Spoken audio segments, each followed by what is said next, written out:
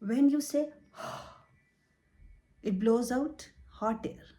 And when you say it blows out cold air.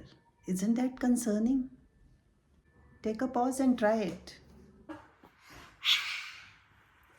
It's hot.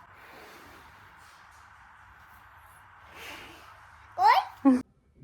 Let's understand it.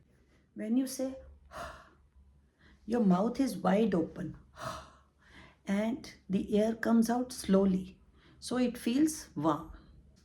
So when you pout your lips, the air is forced through a small opening and moves much faster. Now, this fast moving air cools your skin by evaporating moisture and mixing with the surrounding air. So, the air isn't actually cooler, it just feels cooler because how it flows. Isn't it fascinating?